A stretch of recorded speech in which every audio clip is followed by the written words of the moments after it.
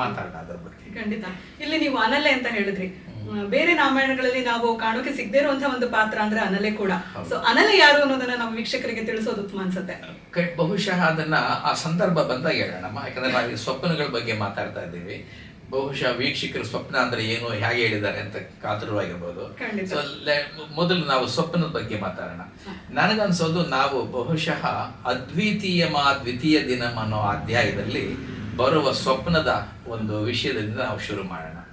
ಸಂದರ್ಭ ಹೀಗಿದೆ, 2ನೇ ದಿವಸ ಅದು ಯುದ್ಧ ಏನಾಗಿದೆ, ಇಂದ್ರಜಿತು ತನ್ನ ನಾಗಾಸ್ತ್ರವನ್ನು ಉಪಯೋಗಿಸಿ ರಾಮನನ್ನ ಒಳಗೊಂಡು ಇಡೀ ರಾಮ ಸೈನ್ಯವನ್ನ ವಿಷಕ್ಕೆ ತಳ್ಳಿ ಎಲ್ಲರೂ ಮೂರ್ಛೆ ಹೋಗ್ಬಿಟ್ಟಿರ್ತಾರೆ. ಒಂದು ರೀತಿ ಈ ಇಡೀ ಸೈನ್ಯವನ್ನೇ ಲಕ್ಷ್ಮಣ ಹೇಗೆ ಮೂಲ ರಾಮಾಯಣದಲ್ಲಿ ಮೂರ್ಛೆ ಹೋಗ್ತಾನೋ ಹಾಗೆ ಇಡೀ ಸೈನ್ಯವನ್ನ ಮೂರ್ಛೆಗೆ ತಳ್ಳಿಬಿಡ್ತಾರೆ ಕುವೆಂಪು ಅವರು. ಆವಾಗ ಏನಾಯ್ತಪ್ಪ, ಹೆಂಗಾಗುತ್ತೆ ಇದು ಮುಂದೆ ಅಂತ ನಾವು ಕಾತರಾಗಿರ್ಬೇಕಾದ್ರೆ ಆ ಸ್ವಪ್ನ ದೇವಿ ತಪೋಲಕ್ಷ್ಮಿ ಬರ್ತಾರೆ. ಅವರ ನಡುವೆ ನಡೆದ ಸಂಭಾಷಣೆ ಏನು ಅನ್ನೋದನ್ನ ಆಮೇಲೆ ಹೇಳ್ತೇನೆ. ಆದರೆ ಅದಾದ ನಂತರ ಇಂದ್ರಜಿತು ನಾನು ಗೆದ್ಬಿಟ್ಟೆ ಅಂತ ಅರಮನೆ ಹೋದ್ಮೇಲೆ ಅವ್ರಿಗೆ ಮತ್ತೆ ಚೇತನ ಬರುತ್ತೆ. ಚೇತನ ಬಂದೇನಾಗುತ್ತೆ, ಇಡೀ ರಾವಣ ಸೈನ್ಯ ವಿನಾಶ ಆಗ್ತಾ ಇರ್ತದೆ. ಈ ಸುದ್ದಿ ರಾವಣನಿಗೆ ಬರುತ್ತೆ 2ನೇ ದಿವಸ, ನಮ್ಮ ಸೈನ್ಯ ಬಹಳ ಹಾಳಾಗ್ತಾ ಇದೆ, ಇನ್ನು ನಾವು ಕಷ್ಟಪಡ್ತಾ ಇದ್ದೀವಿ ಅಂತ. ಅವನು ಚಿತ್ತಾಕ್ರಾಂತನಾಗ್ಬಿಡ್ತಾನೆ, ಯಾರು ರಾವಣ. ಆ ಸಮಯದಲ್ಲಿ ಅವನು ಒಂದು ಕೊತ್ತಳ ಏರಿ ಏನೇನು ನಾವು ನಾಶ ಆಗಿದೆ ಅಂತ ನೋಡ್ತಾ ಇರ್ಬೇಕಾದ್ರೆ ಅವನಿಗೆ ಆ ಚಿಂತೆಯಲ್ಲಿ ಇರ್ಬೇಕಾದ್ರೆ ಒಂದು ಸುದ್ದಿ ಬರುತ್ತೆ, ಮಹಾರಾಣಿ ನಿಮ್ಮನ್ನ ಕರೆ ಕಳಿಸಿದ್ದಾರೆ ಅಂತ, ಮಂಡೋದರಿ.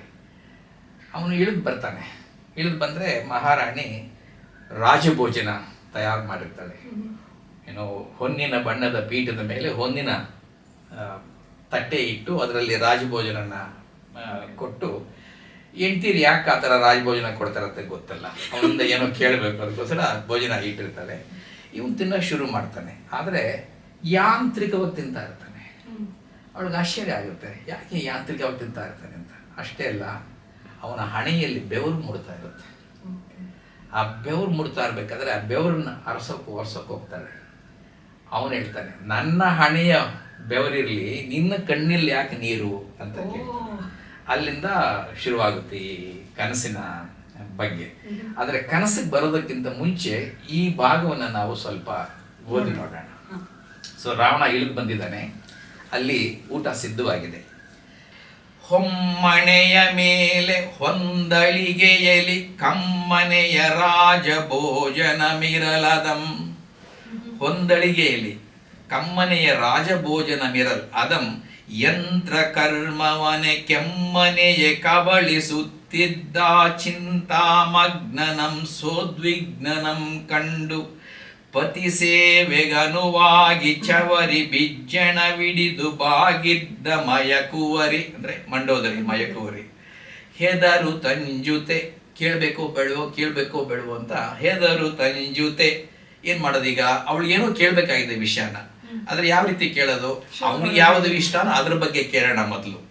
ಏನು ಹೇಗಾಗ್ತಿದೆ ಯುದ್ಧ ಅಂತ ಕೇಳೋಣ ಶುರು ಮಾಡ್ತಾಳೆ. ಅವನು ಕೇಳಿದ ತಕ್ಷಣ ಅವನು ಚಿಂತಾಕ್ರಾಂತನಾಗಿದ್ದಾನಲ್ಲ, ಎಲ್ಲವನ್ನು ಎಲ್ಲ ಚೆನ್ನಾಗಿ ಆಗ್ತಾ ಇದೆ ಅಂತ ಹೇಳ್ತಾನೆ. ಅದನ್ನ ಹೇಗೆ ಕುವೆಂಪು ಹೇಳ್ತಾರೆ ನೋಡಿ, ಏನಂತ, ಬಾಗಿದ್ದ ಮಯಕುವರಿ ಹೆದರು ತಂಜುತೆ ಮೆಲ್ಲನೆಯ ಮಾತು ತೆಗೆದಳ ಆ ದಿನದ ರಣವಾರ್ತೆಯಂ ಕೇಳುವ ನೆವದಿ. ಹೇಳ್ದನಿತ ಸಂಗ್ರಹದಿ ತಿಳಿದನಿತು ಮುಂ. ಹೇಳ್ದನ್ ಅತಿ ಸಂಗ್ರಹದಿ ಅಂದ್ರೆ ಬರೀ ಸಾರಾಂಶ ಮಾತ್ರ, ಎಲ್ಲದ ಗೊತ್ತು, ಇಷ್ಟೊಂದು ಗೊತ್ತಿರುತ್ತಲ್ಲ ಅವನಿಗೆ, ಅದೆಲ್ಲವನ್ನು ಸಾರಾಂಶ ಮಾತ್ರ ಹೇಳ್ತಾನೆ. ನೆಗ್ಲೆಕ್ಟ್, ಅವಳು ಏನೋ ಕೇಳ್ತಿದ್ದಾಳೆ, ಅವನ ತಲೆಯಲ್ಲಿ ಅದಿಲ್ಲ, ಈಗ ಅವನ ತಲೆಯಲ್ಲಿ ಏನೋ ಬೇರೆ ಹೇಳುತ್ತಿರೆ ಹಣೆಗೆ ಬೆವರು ಹನಿ ಮೂಡುದುದ ನೋಡಿ ಮಂಡೋದರಿಗೆ ಸುಯ್ವೆರಸಿ ಚಿಮ್ಮಿದುದು ಕಣ್ಣೀರ್. ದುಕೂಲದಿಂ, ಶಲ್ಯದಿಂದ ದುಕೂಲದಿಂ. ಇಷ್ಟು ಚೆನ್ನಾಗಿದೆ ನೋಡಿ ಇಲ್ಲಿ ವರ್ಡು. ವಿಧಿಯ ಲಿಖಿತವನ್ನು ಒರೆಸುವ ಹಾಗೆ ಬೆವರನ್ನು ಒರೆಸಿದ್ಲಂತೇಳು.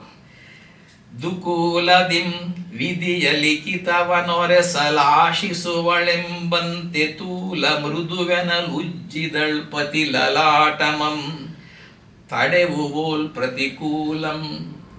ಬರ್ತಾ ಇರೋ ತೊಂದರೆನ ತೊಡೆಯೋ ರೀತಿಯಲ್ಲೂ ಕೂಡ ಬೆವರನ್ನು ಒರೆಸಿದ್ಲಂತೆ.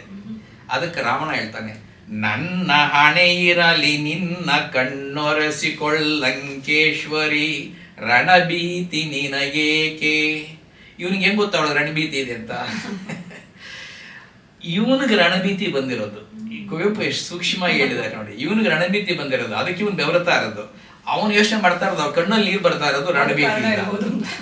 ಅದಕ್ಕೆ ಅವಳು ಹೇಳ್ತಾಳೆ, ಆಳ್ಕು ನನಗೆ ಯಾಕೆ ನಿಮ್ಮ ಹೆಂಡತಿ ಆಗಿದ ಮೇಲೆ, ಆಳ್ಕು ನನಗಿಹುದೆ ನಿನ್ನ ಕೈ ಹಿಡಿದೆ ನನಗೆ, ಮತ್ತೇಕೆ ಸುಯ್ವೆ, ಯಾಕೆ ಅಳ್ತಾ ಇದೆಯಾ ಮತ್ತೆ. ಅದಕ್ಕೆ ಅವಳು ಶುರು ಮಾಡ್ತಾಳೆ ಇಷ್ಟೊತ್ತು ಪೀಠಿಕೆ. ಇಂದುದಯದೊಳ್ ಇಂದು ಬೆಳಿಗ್ಗೆ ನೀನ್ ರಾಮನರ್ಧಾಂಗಿಯಂ ಕಂಡುದುಂಟೈಸೆ, ಸೀತೆ ನೋಡಕ್ ಹೋಗಿದ್ರಾ ಅಂತ ಕೇಳ್ತ. ಅದಕ್ಕೆ ಅವನು ಹೇಳ್ತಾನೆ, ಕಂಡುದುಂಟ ನಿರಶನ ಕೃಷಾಂಗಿಯಂ ಅಂತ ನಿಲ್ಸೋಲ್ಲ, ನಾನು ನೋಡಕ್ ಹೋಗಿದ್ದೆ ಆದ್ರೆ ಒಬ್ಬಂಟಿ ಇರ್ಲಿಲ್ಲ ಅವಳು ಅಂತ ಹೇಳ್ಬೇಕಲ್ಲ. ಆನಲೆ ಇದ್ದಳ್ ಸನಿಹಮಿದ್ದಳ್ ತ್ರಿಜಟೆ ಏಕಾಂತ ಮೇನಲ್ಲಿ, ಅಲ್ಲೇನು ಏಕಾಂತವಾಗಿರ್ಲಿಲ್ಲ, ಅವರಿದ್ರು ಇವರಿದ್ರು, ಇವನಿಗಿಲ್ಟು. ಸೊ ಕಂಡುದುಂಟ ನಿರಶನ ಕೃಷಾಂಗಿಯಂ ಆನಲೆ ಇದ್ದಳ್ ಸನಿಹಮಿದ್ದಳ್ ತ್ರಿಜಟೆ ಏಕಾಂತ ಮೇನಲ್ಲಿ, ಪೇಳ್ದೆನಾಕೆಗೆ ಪೋದ ರಾತ್ರಿಯ ರಣದ ವಿಜಯ ವಾರ್ತೆಯಂ, ನಾನು ಅವಳಿಗೆಲ್ಲ ಹೇಳ್ದೆ ನೆನ್ನೆಲ್ಲ ಏನಾಯ್ತು ಅಂತ ಹೇಳ್ಬಿಟ್ಟು. ಅದಕ್ಕೆ ಇವಳು ಯಾರು, ಮಂಡೋದರಿ, ನನಗೆ ಯಾಕೋ ಆಮೇಲೆ ಬೇರೆ ಹೇಳಿದ್ಲಲ್ಲ, ನೀವು ಈ ರೀತಿ ಹೇಳ್ತಾ ಇದ್ದೀರಾ, ನನಗೆ ಅದೆಲ್ಲ ಹೇಳಿದ್ದೆ ಬೇರೆ.